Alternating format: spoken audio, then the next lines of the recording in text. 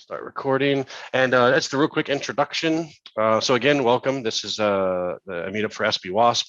We have them monthly or as often as we can get speakers. So any new members, welcome. Any old members, welcome back. A quick little introduction for today's speaker, a friend and colleague. He has been a penetration tester for over 10 years, has published multiple CVEs, and is OSWE certified. So please a warm welcome for Trevor Christiansen. Now I'll turn it over to you. Hey everybody, before, just want to make sure you can see my screen. Yep. Perfect. All right. So this talk is really going to be about the process that I go through. So I am a professional web app pen tester. All I do is test web apps, APIs, and sometimes mobile apps. This is my focus. It's what I love to do. I put up my GitHub repo or thing there just so I have a lot of cool projects. They don't get much attention, which is okay, but there's some cool stuff there if you're ever interested. So let's get started. So the first thing I do is I start testing configuration. And underneath each of these headings, I try to put the goal of what that section is about. So there's the goal. To do the configuration testing, I always start with curl and I do a -i so I see the headers, and that's like basically my first command that I run. I take an image of that and save it for later. That gives me a good idea what headers are responded with, cookies, and just general overview real quick of the service that I'm testing. I then check for web application firewall. To do that, I usually use WAF-WOOF. Check what ports are open using Nmap. Get an idea of the technology stack using WhatWeb, so that'll tell me like it's ASP.NET using IIS with these cookies, or whatever else is in that web stack. Next, I check for HTTP methods. To do this, I have a custom script that I wrote that's in my GitHub. It checks for things like head, debug, put, delete, trace, options, connect, and prop find. So next I do a force browse utility. And for that, I normally use GoBuster. And in case you're not familiar, and so I'm assuming most people are aware of most of these tools.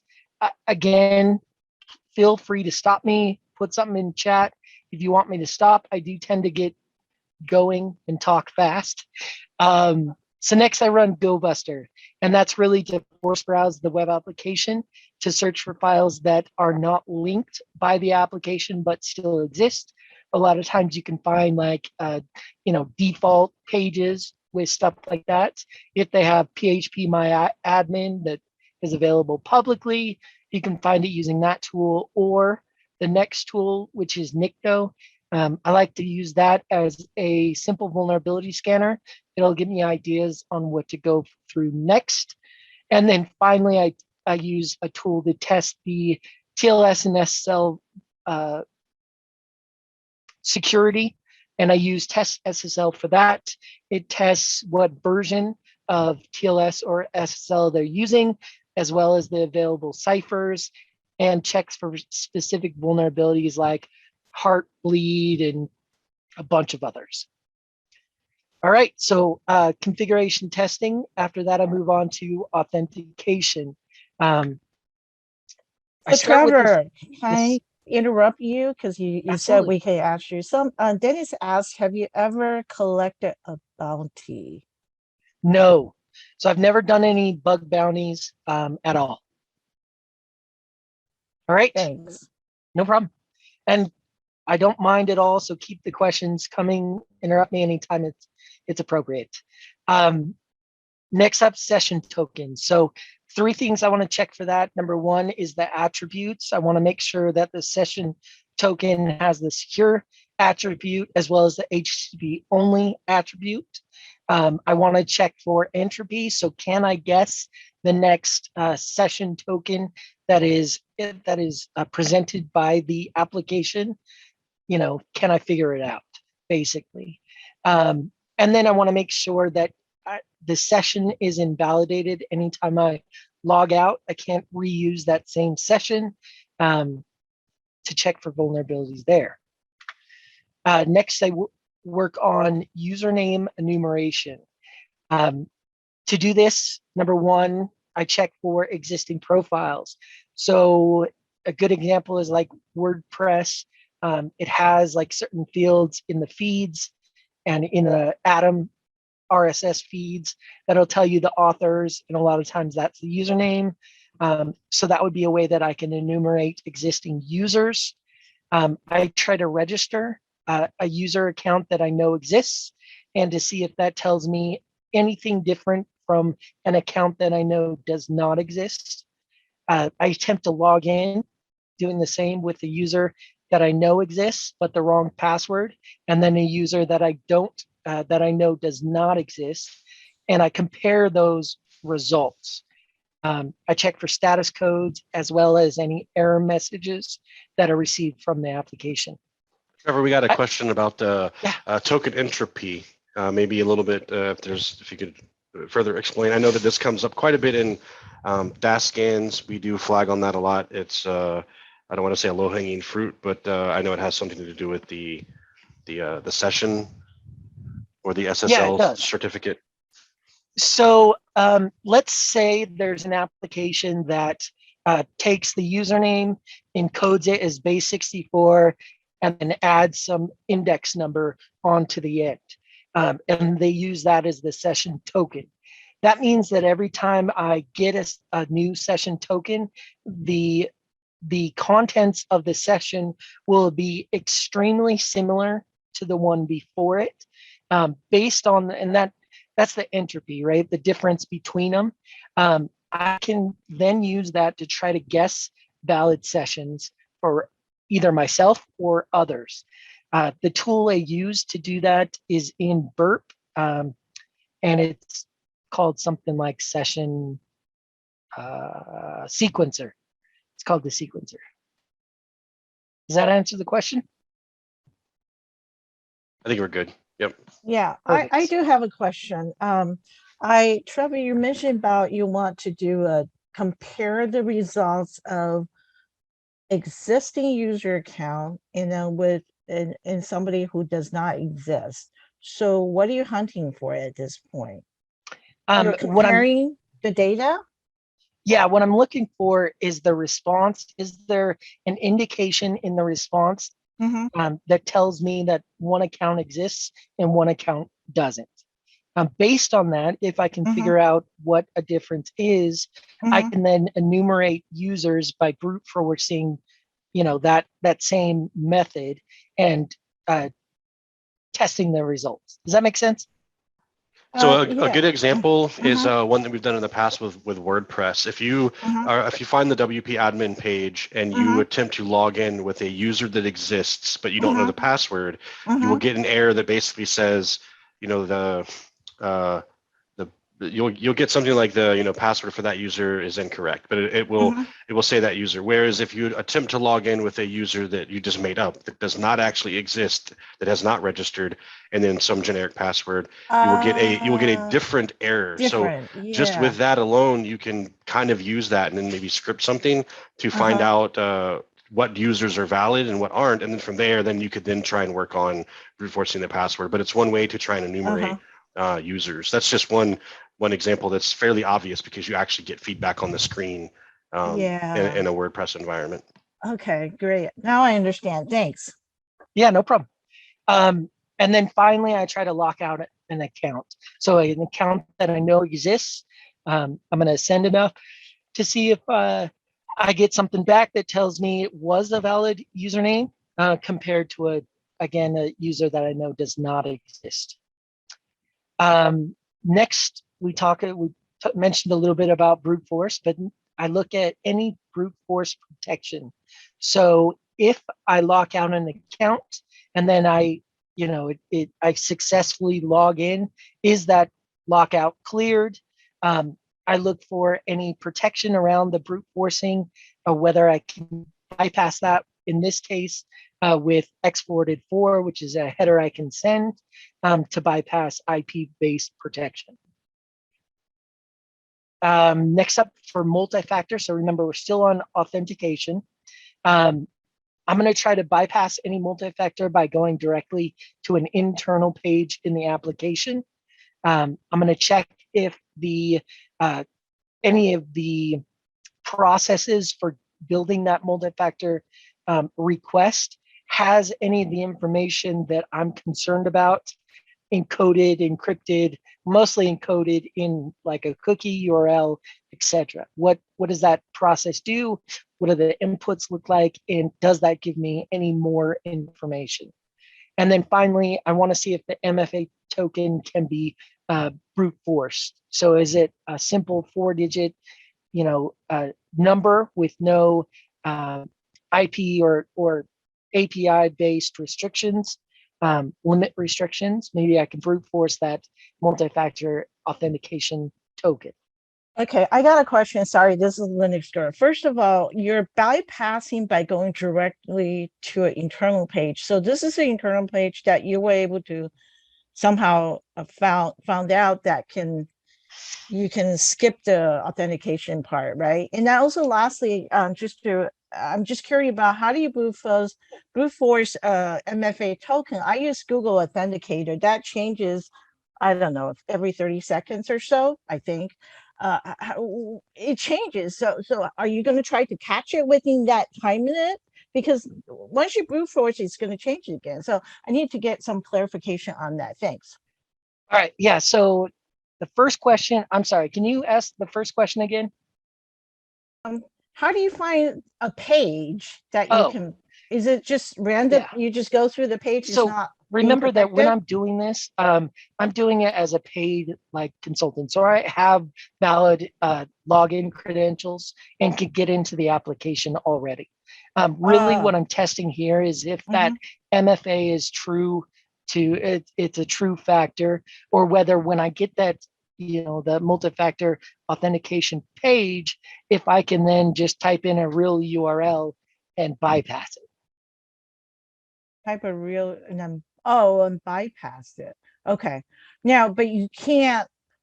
Okay, but so you're saying there's what my question was. I thought for some reason you're able to somehow get into, because I was talking about the Google Authenticator, you changes every 30 seconds or so, right? And you can't really. Right. So that's your second question, right? Right. Yeah. So I'm not saying that every MFA can be brute forced. What this note is to check if the instance you're testing can be brute forced. If it's a 6-character Google Authenticator that changes every 30 seconds and they have a rate limit on the API to check, chances are very bad that I'm going to be able to brute force that. But again, you change the parameters of the application. If it's 4 and it's all digits and it doesn't change that fast and there's no rate limiting on the API, I'll write up something really quick to hit 9,999 requests within a few minutes to brute force that MFA. Oh, okay. All right. Okay, thanks. Yep. All right. So, and then these are all just the ones that didn't fit into the other categories. So I check for a stay logged in cookie.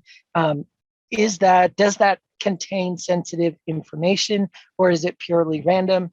Can it be decoded, decrypted, or brute forced? Is the reset password functionality, can that be manipulated to reset the password of another user? Can I change the password can I use the change password functionality to change the password of another user? And then finally, I check if the password reset link is dynamically created. So to give some perspective on this one, Laravel, whatever, however you say it, one of my most recent CVEs was on an application that didn't correctly assess for this. So what that means is I could set my X-forwarded host header to something else and then submit the change password, and they would email it back based on the contents of that exported host header. So I could essentially capture passwords from anyone, or no, I'm sorry, capture the reset password link for anyone, because that link would be pointing to me. Does that make sense? Kind of. So you would just need like an email address list, essentially, that you would spoof? Yes. So you'd need a valid username. And then what you would do is you would send a request to change the password of that user, the valid user. In that request, you would change the host header, the exported host header, or even the host header to something a website that you control. Right, gotcha.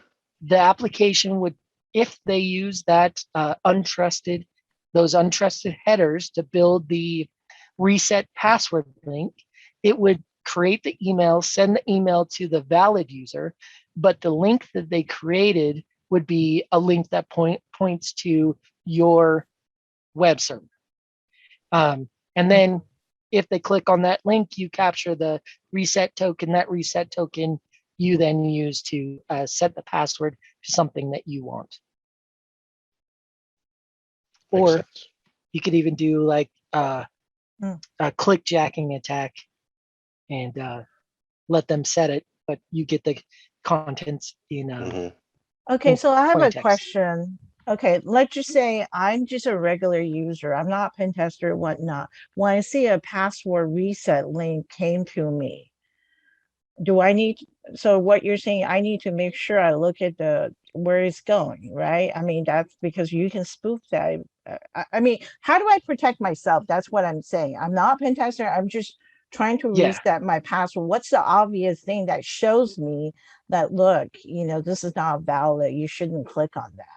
So I would say number one, any email that you receive that has a link, that's where you should be vigilant. So it's not password reset, it's not anything else, it's a link, period. Okay.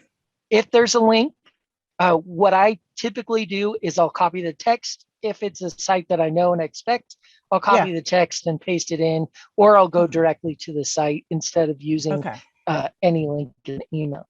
And that keeps me fairly safe. Yeah, so I'm saying that I'm not talking about anything. I don't click on any stuff, okay? But when I just reset a password from whatever, Gmail, whatnot, so I know I'm expecting an email from Google, right? I mean, that's why I don't really check it, because it came back to me, right? So it's like, okay, I got it. So always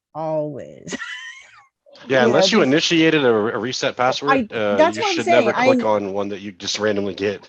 I know, that was exactly what I'm saying. I initiated password reset. So is this something else? I thought this means I initiated the password, right? So no, the attack that I'm specifically talking about here would be me as the attacker initiated it. But to be safe, you should never just click on links that you receive an email, even if you're expecting it. Okay. All right. Okay, cool. Thanks. So the next step, so after I've gone through the configuration and then the authentication, I do an initial walkthrough. The goals, of course, is to get an idea of the application, how it works, what it does, etc. I want to identify problem pages for automated scanning. So change password is a big one, logouts. Anytime there's a get that changes state in the application, I want to be aware of it and what changes it does, so I can either take that out of scope and do it manually, or whatever the case may be. I would just want to be aware of them. I want to look for how records are referenced for that insecure direct object reference vulnerabilities. And then in Burp, because I'm proxying all this traffic as I'm doing that initial walkthrough, that's where I'll set the scope for the application in Burp. And this is where like the meat of the pen test comes in, is once I get to this point and everything's in Burp. So mentioning scope real quick, what would you say your engagements are the majority of them scoped where they say, hey, I want the entire application assessed, or would you say there's more often than not, they give you just a specific part or function of the application? So I'm going to answer your question, but I want to be clear. When I'm talking about scope in that last slide, I'm talking about something different, and I'll tell you why. But normally it's the whole application. It would be rough to just do a part of it. I'm not saying that we can't, it's just not typical. Now, when I'm talking about scope in this specifically in Burp, Burp allows you to configure the scope for what you're testing. And so when I do that, when I talk about scope in Burp, I'm talking about every page that I want to automatically scan. And, I might want to do stuff like take the change password out of scope just to make sure that I do that stuff manually. All right. So next up, I build a Burp relogin macro. And essentially what that does is if my session ever gets invalidated, Burp will be able to automatically log me back in. This is not 100% successful. You can't do this every time. Just to be aware, there's some complicated apps that will make this not viable. But for the most part, this is my steps. Number one, I check what happens when the session's invalid. So normally what I do is I go to the dashboard or the home page or whatever page as I'm logged into the application. I'll edit my cookies. I'll decide which one is the session token, and then I'll modify that in some way, save it, and then refresh the page and see what happens.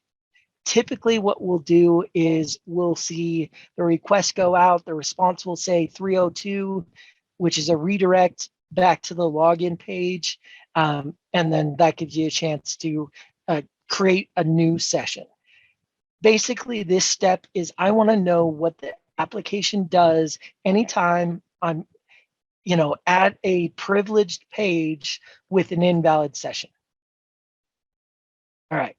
So the last step. So basically, if it's complicated, I'll copy those responses out into a text editor so I have them ready to go for later. Next, I want to build the login manager. So what I do is I go to the login page. I'll delete every cookie that I have for that site, and I'll refresh the page. I'll highlight that request as my initial, I'll just in Burp, you can set the colors in HTTP proxy. So I'll highlight that like in green. And then I will type in my username and password and go through the login process. At the end, when I'm at the homepage, dashboard, whatever, I'll take and highlight that request in another color. That way I know the exact steps and requests that were sent and through that login process.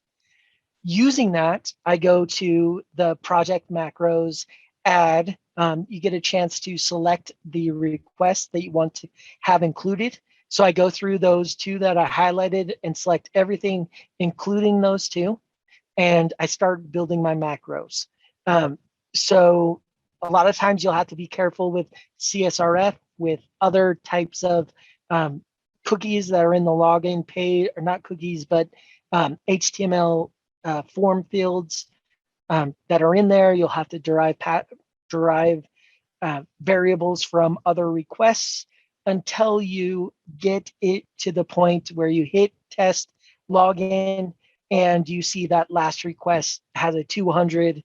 And I typically will look through the response and make sure it has something that I'm expecting, like welcome Trevor, or whatever the homepage says. Once I've got it to that point, I know my login macro is good and I can continue on. So creating these macros are a more in-depth kind of topic that I didn't include, but yeah.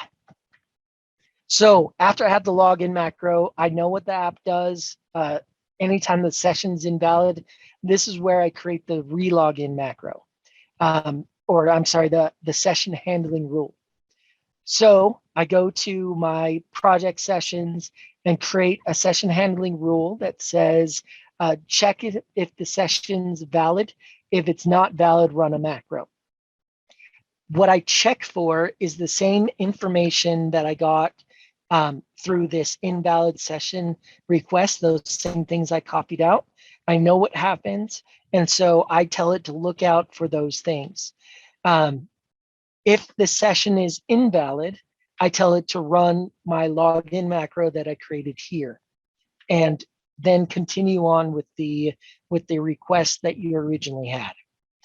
That builds out the full burp, login macro, so that it will handle logging back in on its own while I do things like automated scans, doing repeater, etc.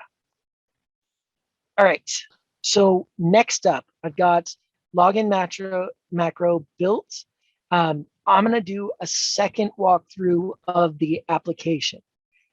Specifically, I am verifying that all the pages I'm trying to hit every page, trying to submit every form, trying to visit all parts of the application to make sure I have a very good tree or graph of the application stored within Burp.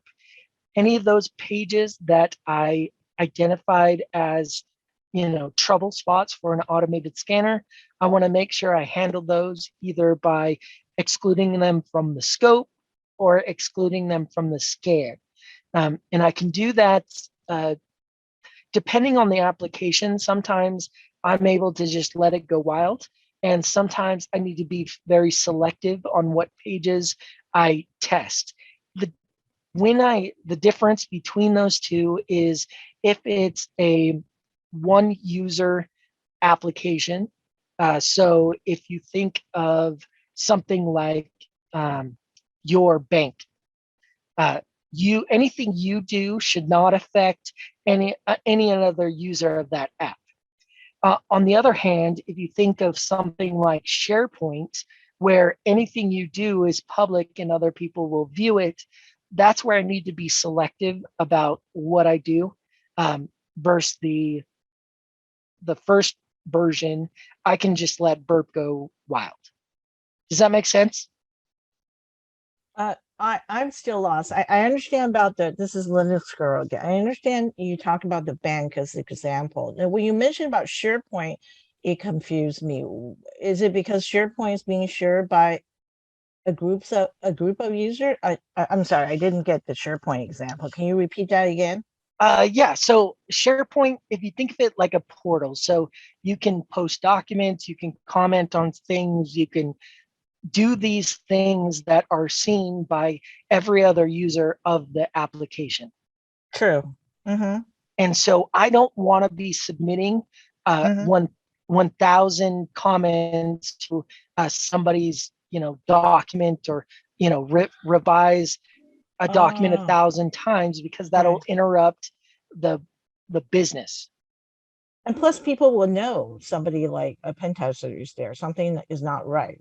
I mean, if you do something. And typically I'm not as concerned because I'm not trying to necessarily go under the radar, but I don't want to disrupt their day-to-day business. Yeah. Okay. Got it. And so for those types of applications, I will, pick specific pages or create my own something where I can test the functionality, but not interrupt, not overwhelm the application with my garbage. All right. After this step, then I run the scan. So I do a Burp automated scan for the application using the scope and all the pages that I've selected for that. Next up, I do static code analysis, typically of the JavaScript pages. And the goal is really to identify DOM-based vulnerabilities. To do this, my main tool is SemGrep, and the process I go through is I will pull up burp. I'll filter the responses to only those that are JS files.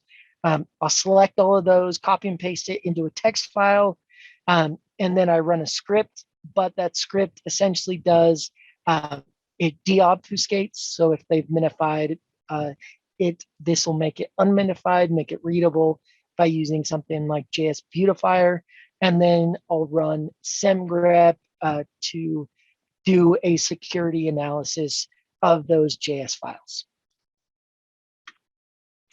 All right, so moving on, we've tested burps running, we've done static code analysis. Now I work on authorization. And the difference, hopefully everybody knows, but the difference between authentication and authorization: authentication says, yes, you're allowed to use the app. Authorization says, yes, you're allowed to see or manipulate this object in the app. And so really for this authorization testing, I want to see, can an unprivileged user modify, read, etc., these application objects that they're not supposed to. And that's typically IDOR, so the insecure direct object reference. And you see that a lot of times with API calls. Next up, I do authentication. And I wait to do this part because really what I want to make sure of is that one, the company that I'm doing the test for is responsive, and that once I screw up my account, they can get it fixed right away so that I'm not down. And I've done most of the automated stuff. So as long as this is good, I try to do this authentication testing. And what I'm looking for here is forgot password, change password, those kinds of apps. If I do forgot password, can I mess with the business logic of that process at all? If I do change password, can I change it to something that's ridiculously weak? Do they have controls around what a viable password should look like? Next up, I go for specific technologies. So this is JSON Web Tokens, WebSockets, GraphQL, ASP.NET. What technologies in the app are not unique, but kind of special, right? So for JWT, I try to see if it's encrypted using HS256 or RS256. If it's HS256, can I decrypt that? What are the, starts with an A, I can't remember the dang word, not agent, ticket, I can't remember. Anyway, what are the things that they have in that JWT that are specific to me? Can I modify those, create my own token, encrypt it, send it back to them, and gain privileges, get access to different objects? Can I use that JWT for any SQL injection, XSS? And that's all dependent on whether or not I can decrypt the signing token, or if they have vulnerabilities in the signing token, like it's the signature is not check validated, they use no encryption on that, etc. GraphQL is a fairly new technology, and this has a couple of things that we want to be aware of, specifically the ability to self-document and whether or not that is viewable to the public, so that a person like me can take the introspection query, which basically is a query that tells you all about what this GraphQL instance can do, and we can use that information to find what man, I'm totally losing the words I want to say. Not manipulations. Anyway, what methods and and things we can do to inject what queries and GraphQL has a specific term, mutations. Dang it. So what mutations we can do to modify the existing data. What do you mean mutations? So a mutation would be like a SQL update command. Okay. Where it's changing a record in the Oh, database. you're okay. So you're changing a database record. That's what you're saying. And you're using GraphQL to do that? I'm confused. I thought so GraphQL calls any change of a record a mutation. And so by doing the introspection query, if that's allowed, we get a list of every mutation that's allowed through GraphQL. Using that, we can then submit those mutations and try to see if we can do SQL injection or get access to data that we're not supposed to. Okay, thanks. Yeah. Next up, after all of that, I start looking for specific vulnerabilities. Here's a big list of things that I check for. And yeah, I think they're all pretty self-explanatory, except for maybe business logic. So that one, you go through and look for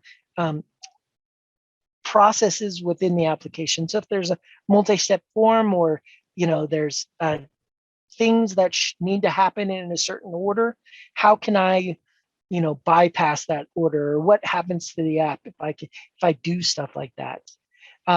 Insecure deserialization is a big one. So basically, if the application serializes an object and trusts the response or the request from the user and deserializes that and creates an object based on the data that's submitted with the, man, I'm making this way more complicated than it is. Basically, the application says, here, we have this object, we're going to make it so that we can send it across the network. To do that, we serialize it into like JSON or a byte array or whatever. And then as a user, if the application allows me to submit an object that is serialized, does the app just blindly create whatever object that is submitted from the user, or do they have controls around what types of objects that are created? If there's no restrictions, then that gets you into remote command execution territory. Yeah, none else jump out at me. Any questions on this one? Yeah. I know you're Trevor. You mentioned you put down all this. Is this why are you looking only? This is the most popular. I mean, I know that some of this are top, OWASP top 10 kind of stuff, but is this something that you look for every time when you do pen testing? This particular vulnerabilities because you see problems with them all the time? Is that what you're saying? No. I mean, no. So it's a lot of times based on the application. So if we take XXE, for example, if the application has no JSON and has no XML that it allows and interprets, I don't even worry about XXE. So I just move on. If I see the insecure serialization, so if I see a serialized object in the web traffic, I'm jumping through that. So what I would normally do is just double check what I've already gone through, looking for any type of serialized object. Trevor, we got a question. I think it's a little higher. So they're asking your professional legal context of your work. Do you work for a company that pen tests? Are you an independent contractor? What type of legal protection do you get prior to pen testing? So I work for Rapid7. So any company that hires Rapid7, I would be a contractor. Rapid7 makes sure that the application owner allows us to do the testing. So they've given permission to do that testing. If it's a hosted application, say on like Azure, AWS, etc., we have certain limitations that we can do, and a lot of times they'll need notification for those platform as a service. We can go down to up to the platform layer. So anything beyond that, we would be violating terms with Azure, AWS, but up to that, they say, yep, go ahead. Does that answer the question? Yep. Sweet. All right, so we are at the end, I think. So yeah, last chance for questions here. I went through a lot. I have a couple that I'll hopefully maybe set up for further discussion. So when you're on an engagement, so there was some talk before about, you know, whether or not you need to be stealthy, it's expected. What on some of these terms, would you say that the majority of the time there are set dates, or would you say that these are sort of surprise things that the company has said, you know, we don't want to know when this is going to happen versus here's the exact date and time we expect this to happen? All of these are planned in advance. Everybody knows the start date, the end date, and I send an email first thing in the morning before I start testing, and every evening at the end of testing. So if I'm on a 5-day engagement, they're going to get an email each morning of those 5 days and each evening. So people who pay for the service are very aware that it's going on. Now, whether the blue team is aware, that's on, you know, that's on the company side. Right. And then there's another question, what type of, I believe you're using Burp, but what type of automation are you using, or is it custom per scenario basis? So in my GitHub repo, I have my PT scripts. I use that every engagement I go on. Other than that, there's no real automation except for, you know, Burp does its automated scans, but there's a lot of manual work. What about like these events where maybe there's like a break glass sort of thing where you've found something that you believe should end the engagement and be and you should be notifying the customer right away? Is that part of the initial sort of I don't know, like contract, or is that something you just determine based off of whatever you're finding?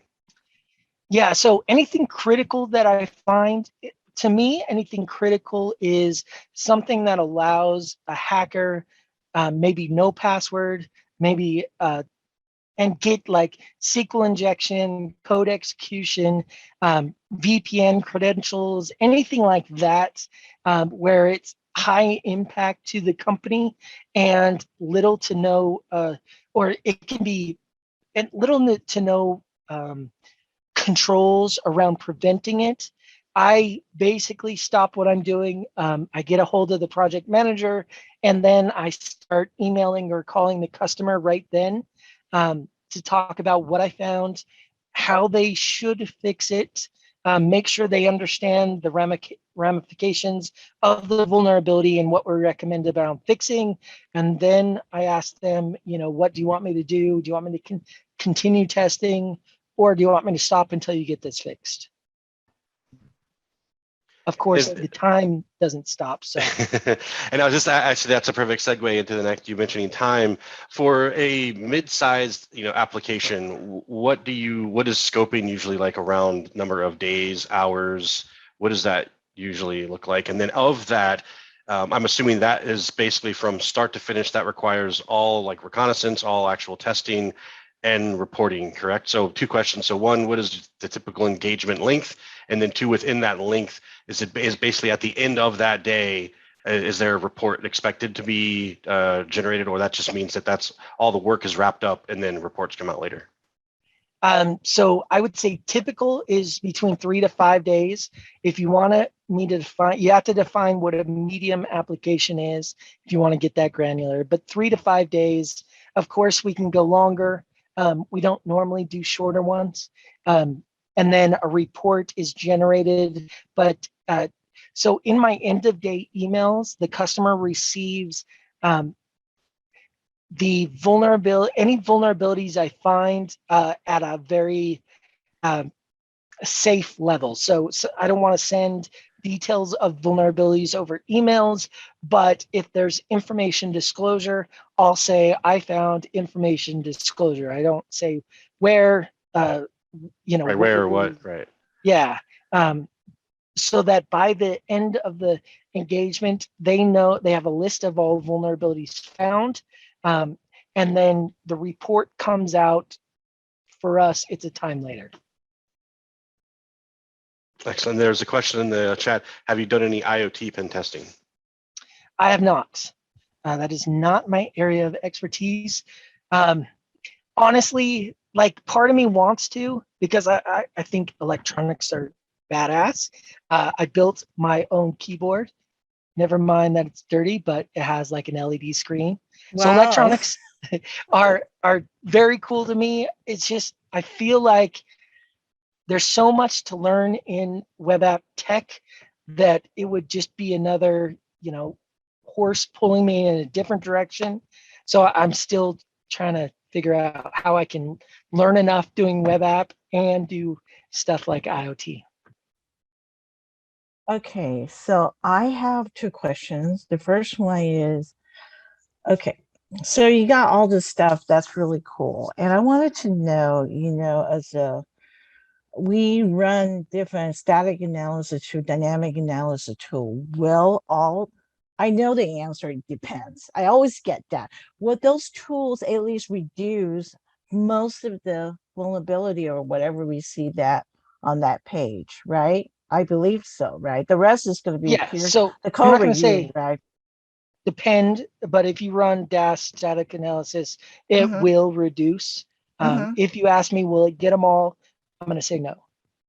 So how do we get them all? By code review? Is that what you're saying? Code review is definitely good. Yeah, having a person like me test the application is good. I'm sorry. A combination. I forgot a pen tester. Sorry about that. A combination of all three should get you everything. Or four. So static, dynamic, code review, and a pen test.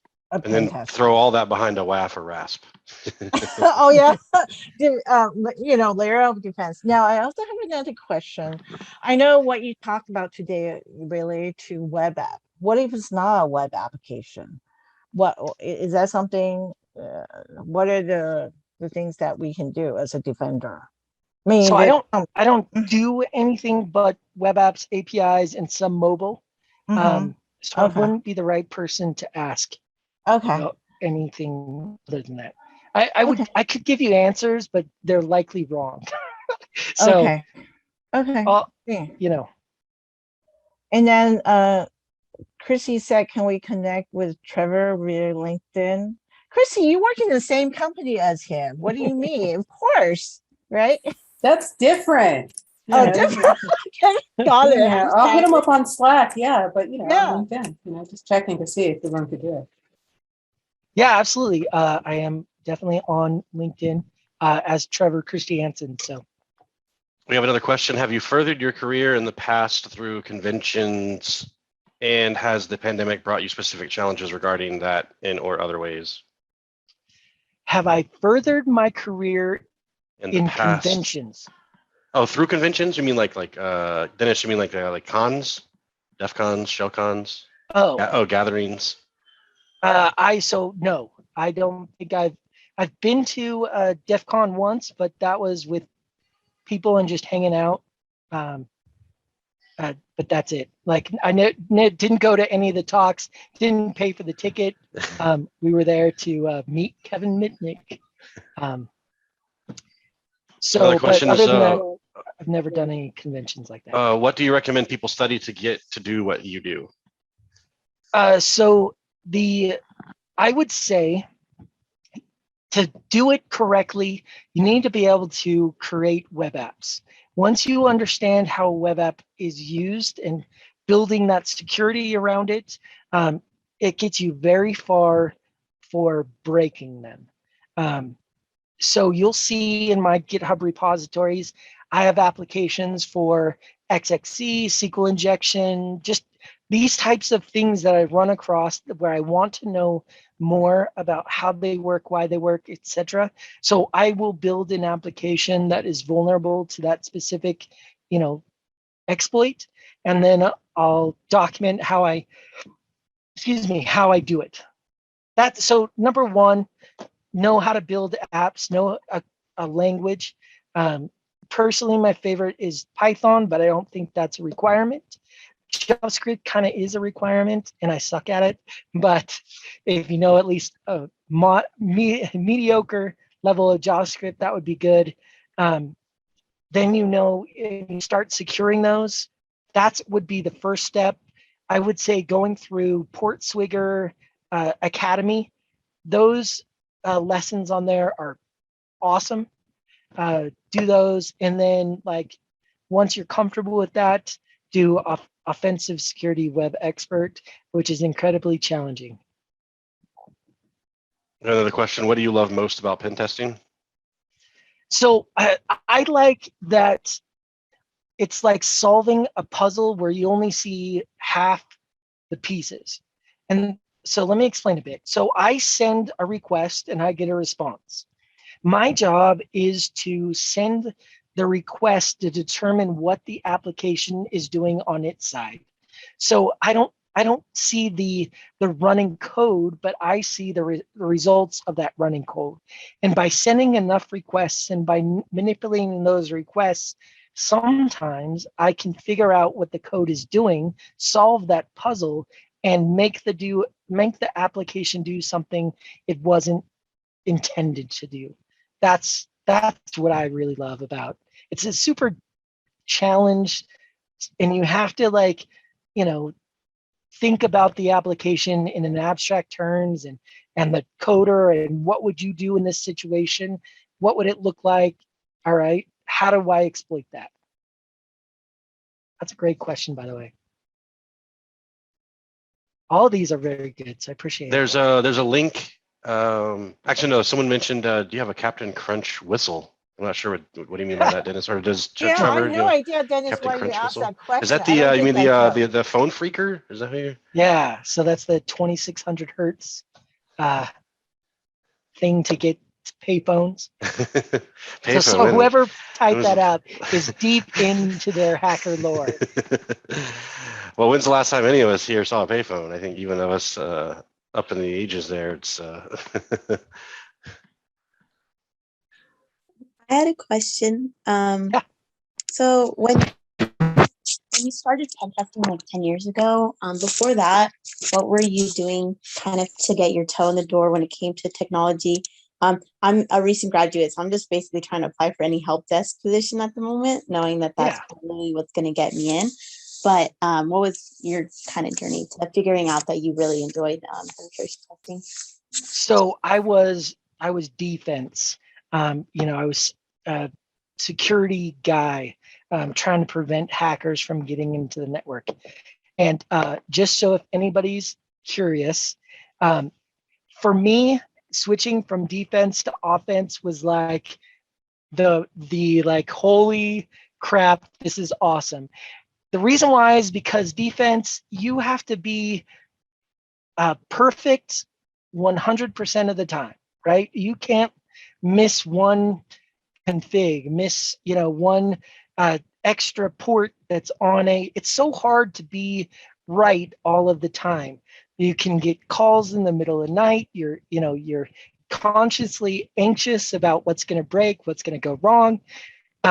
Being a pen tester, no worries whatsoever. My whole job is to break stuff, to find those times where somebody you only need to be right once. Tired. Yep, that's exactly right. Wow. I love that. So So, is that why if you're people are looking- going for pen testing now? I mean, everybody just likes to break things.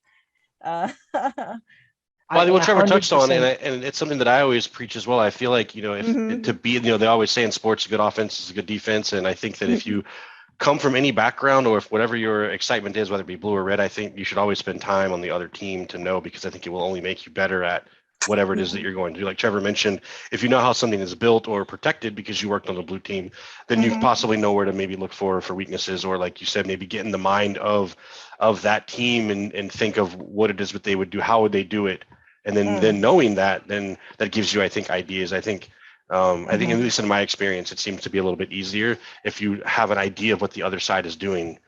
But I think everybody's story is different, but I definitely relate to spending time on blue side before going red team or whatever we're calling, purple, whatever we're calling it nowadays.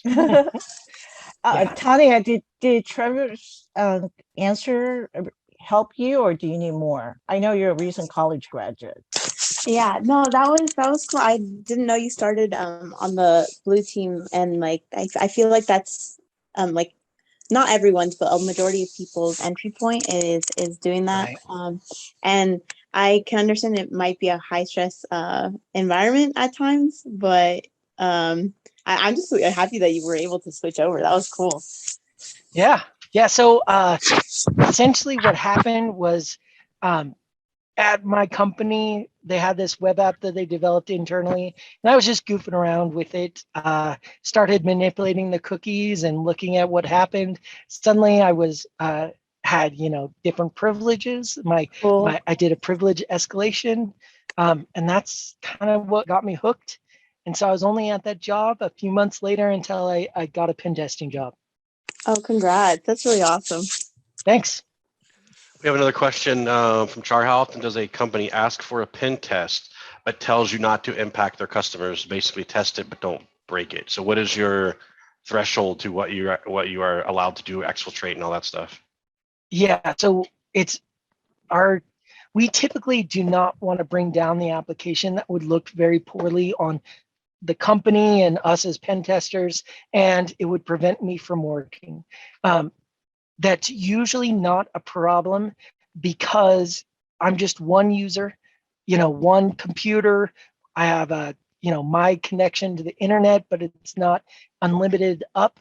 So I can't normally create enough problems on an application that's open to the public that is expected to handle, however many connections at a time. So it's usually not a problem for like denial of service. If we run across any denial of service vulnerabilities, we don't validate them or exploit them, but we do talk to the customer and say, we found this. It could be used as a denial of service. I did not try to exploit it, but it exists. Does that answer the question? I believe so. We also have, looks like Daniel has his hand raised. Yeah, I just have a quick question. So I just want to ask a question about the boring part of pen testing, which is the reporting, I'm assuming. So how does the reporting process work on your end? Because I know that people talk about the reporting is like the worst part, but like, can you kind of guide me through that process? Yeah, it absolutely is the worst part. I don't want to walk you through it because it sucks. What would you say the out of, let's just say you have a 5-day engagement, during those 5 days, are you working on, I mean, I know you're constantly always copying and pasting, taking screenshots, but as far as the actual building of the reports, that I'm assuming that starts after the 5 days, and then would you say it is another 5 days, or what's like a ratio of attacking to reporting? So let's compare my current job with my last job. Last job, it was a Word document that I basically had a template for, and I could build out the report as I did my pen testing. Current job, we use a tool called Serpico, and we deliver with PDF. Serpico is an open source software that you can download, and basically it's a template engine to generate reports. Which means that I have to get everything into Serpico before I can get the Word version to complete the report to eventually get to PDF. So current job, I can't really do any test. I can't do all of the report or get to the Word part until the last day, until I know I'm not going to find any more vulnerabilities. That's kind of our process. There's other tools that are out there that may make it easier. ideally, if you want to know how my druthers, I've thought about this a lot. I want to take the data and the formatting, the making it look pretty, and I want to separate those so that I can put in, the raw data. So like I found this vulnerability, I found it here. Here's the images that prove out what it is. And then some program makes that raw data look pretty to deliver to the customer, a lot like how a web page works, where you get a database of raw, data, and then you have the HTML and CSS that makes it look pretty to present it. That's what I want, but we'll get there eventually. I know we will. Reporting, honestly, you hit are you the same person that asked about the Captain Crunch whistle? No.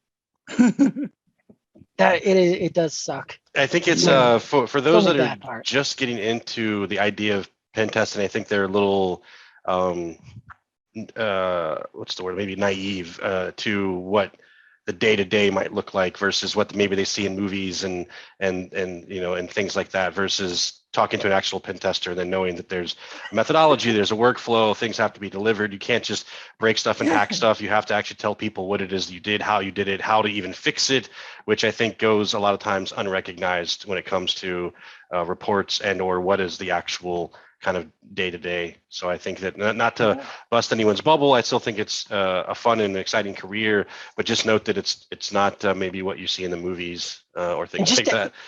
I just want to add, if you look at my slide deck, it is the most plain, just get the information out.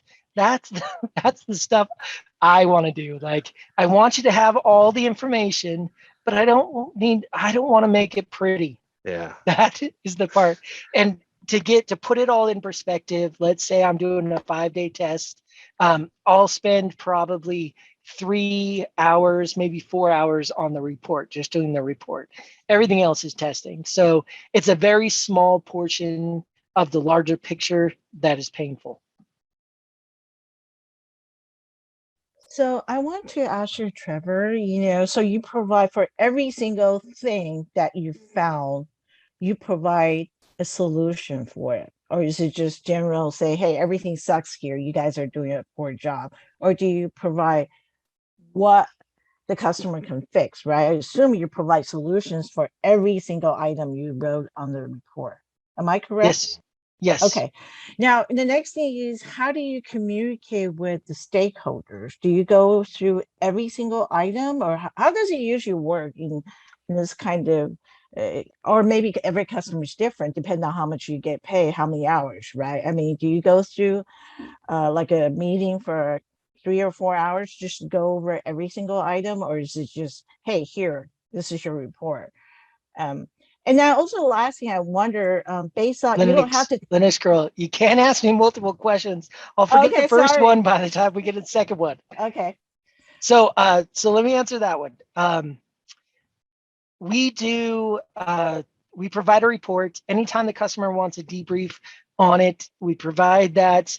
It's really, some customers know the drill, know how to find and fix vulnerabilities in the reports. Some customers want that more handheld experience where they want someone to explain it, explain the recommended fix, etc. So yeah, you get them both. Typically those calls are no longer than an hour. Oh, I am kind of surprised, not longer than an hour. Okay. And just, to add on to that, so I wanted to ask, I've heard this from other pen testers that they have encountered some company will pay for the pen testing just to fulfill a compliance.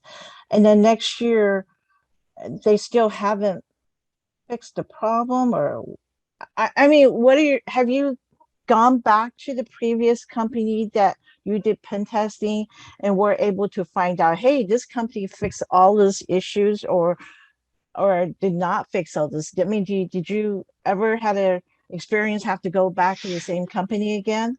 Yes, I've had both where it's a check mark, yeah, we did it, we don't care about the results. In fact, I found I did an internal and got domain admin, and then the next time I did the pen test, Mhm. got domain admin, and then saw that my account Oh, previous Still there? still oh my there. God. So I thought that was So hilarious. And then yeah. other times where, the customers are very responsive on the ball. They paid for it. They want to Mhm. fix it, Mhm. etc. Okay. So Dante, I don't understand what do you mean company can't fix what they don't know how? You mean Oh, I was so just they need following to up get on a pen the testing? and that and the previous comment that one of the there was someone who tried OSCP, they did everything correctly but failed the reporting, and just again how important the reporting is maybe as painful as and boring as it is, but that's probably the meat of what the customer is actually paying for. Yeah, I think that's actually the very important part. And that's why I was surprised Trevor mentioned was like debrief was 1 hour. To me, am I the only one who's thinking it's kind of short? I mean, how can you go over all this within an hour? But then I don't know how, Well, I mean, I I don't think know. if I don't want to speak for Trevor, I'm not sure I saw him pop off real quick, but I think depending on who the stakeholders are, maybe or who's at that meeting, at the end of the day, they have a report that does have recommendations on what to fix. So I maybe Trevor can explain Oh, on the debriefings as far as are there like mhm. general extra questions that some people aren't sure of something, or they just want the debriefing to sort of go over. But I would think that in security, at least in my experience too, that a lot of the things that are brought up are not necessarily brand new. They're typically things that have been around for a while, whether it's in the environment or someone else's, but they're things that they know exist. Like they've heard of SQL or they've heard of Mhm. XSS or something Okay. like that. But I'll let Trevor maybe elaborate more on what maybe goes on during a debriefing, or why somebody might choose to opt out of one, or maybe how you're able to get through a lot of findings. I guess too, if there's only a few things, an hour maybe is more than enough time. So, Linda's Curl, can you pick a vulnerability example and we'll talk through it? Yeah, the vulnerability that you posted on your slide, there's one that I don't know what means, CORS. Is that what the acronym? I CORS. can't. Yep. Yeah, let's So, use that one. all right, sure. So cross-origin resource sharing is what it stands for. And CORS means that, let's say you have an API in your application, you want other people to be able to use the services of that API. You're going to want to set your CORS value to be open so that if I build an application, I can use your API, get the data, etc. If you have an application where you want the data to remain strictly for your application's use, the API exists, you want your CORS to be strict. So now my application, when it tries to interact with the API behind your application, gets denied by that CORS setting. If you have it open and it needs to be closed, it means that I could do an attack where I could socially engineer someone to visit my page. And on my page, it has a JavaScript functionality where it hits your API and executes some function like change password or something like that. That would be a CORS vulnerability. And so what I would explain is that it is open. It allows requests from anyone. What that means is that your application is potentially vulnerable to these types of social engineering type attacks. What we'd like you to change is to make sure the CORS setting is a header is removed. By removed, it's secure bit by default. And so that would make your site more secure and not vulnerable to those types of attacks. And that's it. It's a setting on the web server, or sometimes in the framework of the application. Okay. All right. Thanks. Yep. So if you think about it, that was a 2-minute, 3-minute conversation. Let's say we have 10 of those. Some of them people are going to know right off the bat, understand. Some they're not going to, but that's 30 minutes. Yeah. Yeah, so you may end up in a situation where someone knows the risk but not how to fix, or someone knows what it is that they're fixing but maybe doesn't know the risk. So again, I think it just depends on who's on the the call, who the audience is, of maybe how long it is. We have a question. If the target site is medical, do you have to modify your approach not to violate HIPAA? Yes, sorry. You do need to make sure that any data that you download is not live, actual, like for the most part, as long as we get a testing site that has fake data, we don't have to worry about the HIPAA repercussions. But you do want to talk about it and make sure everybody understands whether or not it is actual data. And if you get SQL injection, with a HIPAA application, I can't dump the database into my computer. But I need to make sure that they're aware of the vulnerabilities, but also the ramifications of the vulnerability. So you need to discuss, how to do that while maintaining HIPAA privacy. That's a great segue too. And regarding environment, what would you say percentage of prod apps you test versus something left of prod? Maybe 50-50, something like that. So I don't know the right term, if it's multi-tenant or whatever, but we test business apps for the most part.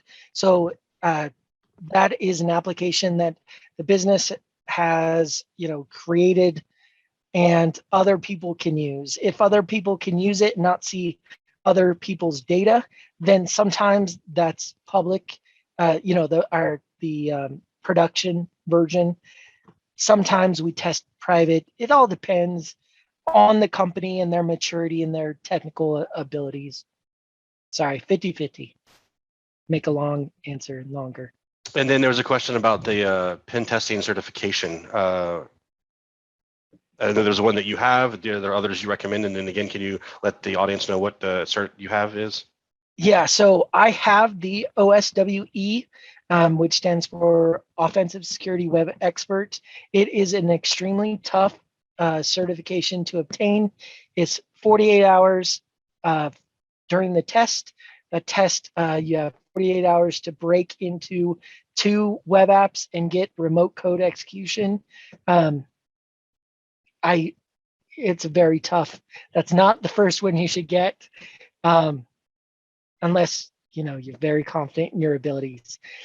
I don't really recommend any others. Offensive security really has, I don't have enough experience in any others. I know offensive security has tough certifications, and that's why I like them, because they prove that the content and not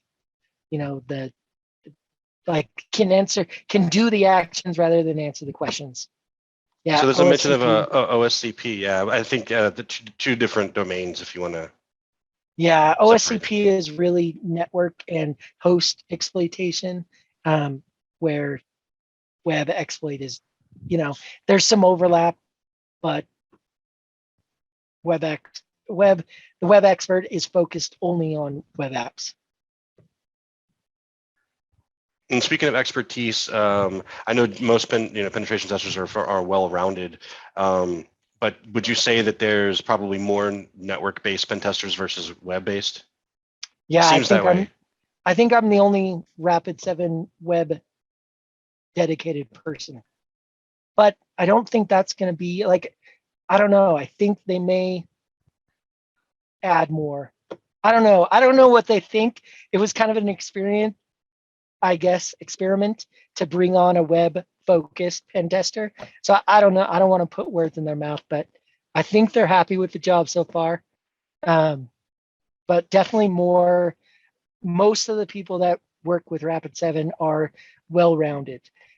Problem I see is that it's hard to be an expert in everything. So you could be, run internals, externals, 100%.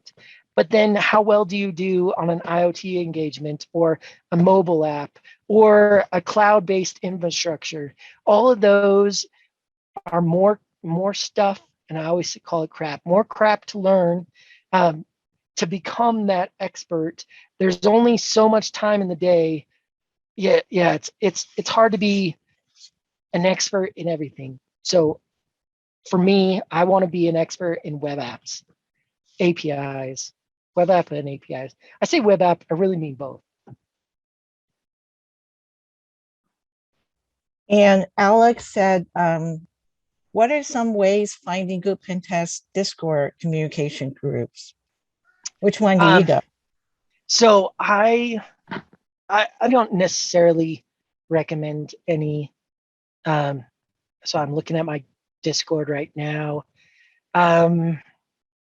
There's one for offensive security that I'm a part of. InfoSec Prep, which has a lot of info on certifications that are out there and are available. And then I have a lot of programming ones and other interests. And then one that's like a pen testing group. That's been pretty cool. I met my last CVE or 0 day I found by partnering up with someone in that group. Any last minute questions for Trevor before we end today's meetup? What fish do you have in your room? Awesome question. Yeah, a fish tank. I saw that. So I have 4 betas, Oh, yeah. couple Ember Tetras, couple Celestial Pearl Danios, a couple mix, and a bunch of shrimp. What? Is that saltwater or is that freshwater? Right? All freshwater. Yeah. All in the same tank. Freshwater. Wow. Wow, aren't betas aggressive? Yeah. Yeah. So I have they call it a harem. So I have 1 boy and 3 girl betas. Wow. Oh, and is that like that prevents them from going crazy? Yeah. Like So you have mutiny? to they call it, so there's 2 types, like a sorority. If you want more than 1 beta, you can either get a sorority where it's all females or a harem, which what I have. But either way, you need a lot of dither fish, they call it, which is my tetras and Celestial Pearl Daniels.